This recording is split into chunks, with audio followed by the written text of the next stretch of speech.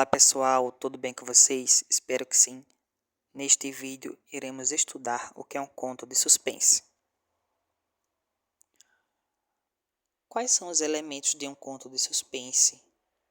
Para entendermos quais são os elementos, iremos estudar a estrutura de um conto de suspense. O conto costuma ser estruturado em 4 partes: introdução, desenvolvimento, clímax e conclusão. Vamos a elas. Introdução ou apresentação, equilíbrio inicial, ou seja, é o início da narrativa. Nela, podemos descobrir o contexto da narrativa, quem são os personagens, qual é o espaço e o tempo nos quais a história vai ser narrada e quais são os primeiros acontecimentos dela.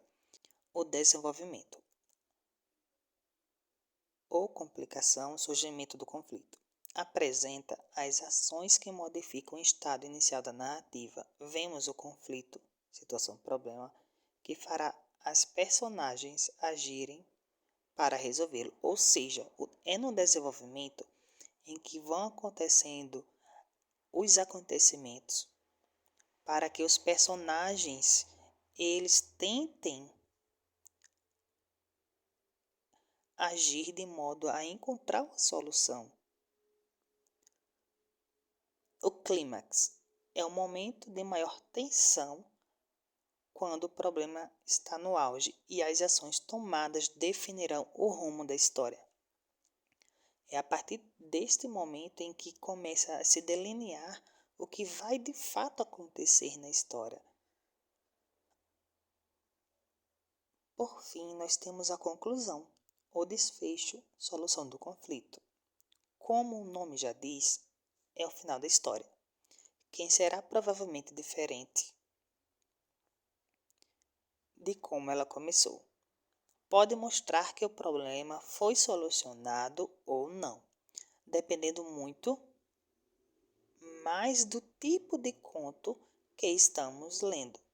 Vamos conhecer esses tipos a seguir, ou seja, então um conto de suspense, ele contempla introdução, desenvolvimento, clímax e conclusão, em que a princípio se apresenta os personagens e o espaço, que é o lugar em que se trata a história. Em seguida, o desenvolvimento é a expansão da história, ou seja, a descrição do que está acontecendo com os personagens, de modo que esses conflitos que os personagens estão vivendo sejam resolvidos ou não.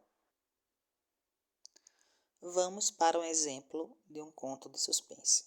A Casa Mal-Assombrada. O senhor e a senhora Berg procuraram a casa durante muito tempo. A que possuíam já havia ficado pequena, agora que tinham 3 filhos. O senhor Berg estava lendo um jornal quando viu um anúncio que lhe chamou a atenção. Preciosa mansão do século XIX, mobiliada.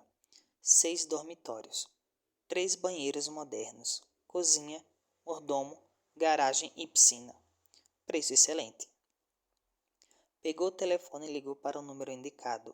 Instantes depois, uma voz tanto assustadora atendeu. Mesmo assim, combinou com a pessoa em questão que iria visitar a casa na tarde do dia seguinte. No sábado, às 18 horas em ponto, a família Berg, assombrada, esperava que alguém abrisse o portão da casa. A residência era tão imponente com suas torres e tinha aspecto tão aterrador que as 3 crianças se abraçaram às pernas de sua mãe. Um mordomo trajado de terno preto abriu a porta, que emitia um rangido de dar arrepios. Era um homem muito alto, magro e de pele amarelada, quase cor de cera. Sua voz ressoou como um eco dentro de um buraco fundo. Quero entrar, por favor. No interior da casa, a família percebeu que os móveis eram muito antigos e exalavam um cheiro muito forte de mofo. A decoração está um pouco fora de moda, observou o Sr. Beg. No entanto, preferiu não fazer mais comentários quando o mordomo lhe lançou um olhar de poucos amigos. Mas, por incrível que pareça, o preço do aluguel era muito baixo e o casal decidiu alugá-la. Na semana seguinte, já havia se mudado. O quarto das 3 crianças ficava ao lado do sótão e, para eles, aquilo parecia uma grande aventura. Os pais ficavam em um quarto amplo, mobiliado com uma cama de dócil. Tudo no dormitório era vermelho: as cortinas, os lençóis da cama, as rosas dos papéis de parede, a colcha e o tapete. Na hora do jantar, o mordomo lhes serviu a comida em uma imponente sala de jantar toda preta. Foi difícil para a senhora Berg comer num ambiente tão lúgubre, mas seu marido esfregava as mãos, pensando num bom negócio que havia feito. Quando foi dormir, a mãe trancou a porta de seu quarto com chave, assim como a de seus filhos. Não gostava nada da aparência fúnebre do mordomo. No meio da noite, começaram a ouvir vozes ao longe, que soavam como choros e risos histéricos. Pela manhã, os 3 irmãos decidiram bisbilhotar no sótão. Era uma maravilhosa.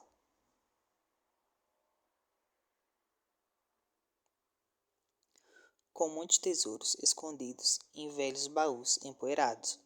Os meninos se vestiram com chapéus e roupas velhas enquanto se divertiam, provando altas botas de mosqueteiro. Uma velha cadeira de balanço que estava em um canto começou a balançar sozinha. Quem está aí? Perguntou o irmão mais velho com voz trêmula. Ninguém respondeu. De repente, a porta de um velho guarda-roupa bateu com grande força. As 3 crianças ficaram paralisadas de susto.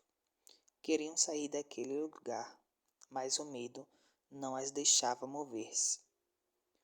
Uma sombra escura deslizava pela parede. Au! Socorro! Gritaram os 3 irmãos em coro. Os pais ouviram os gritos dos filhos e subiram as escadas de quarto em 4 degraus. Tentaram abrir a porta do sótão, mas ela estava trancada por dentro.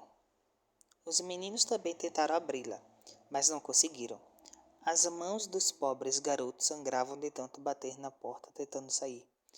Nessa hora, a mãe sentiu que alguém atrás dela a olhava fixamente. Quando se virou, deu um grito horripilante. Um monstro de mais de 2 metros, com um rosto tão branco que como a neve, caninos grandes e afiados, aproximava-se devagar. A mulher retirou um crucifixo da corrente ao pescoço e, com as mãos trêmulas, mostrou ao vampiro. Esse deu um grito surdo e recuou. Nesse instante, o Sr. Berg conseguiu entrar e resgatar seus filhos. Toda a família desceu as escadas como se a morte os perseguisse. Saíram da mansão e não pararam de correr até chegar a uma cidade vizinha. Nunca mais voltaram para pegar suas coisas. Um dia, o Sr. Berg estava tomando café e lendo o jornal quando viu um anúncio que chamou sua atenção. Seus cabelos arrepiaram e ele quase se engasgou quando leu.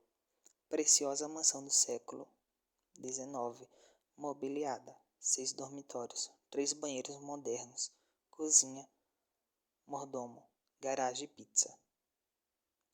Preço excelente. É um texto escrito por Lorena Marim, em que a tradução foi realizada por Fernanda Sucupira.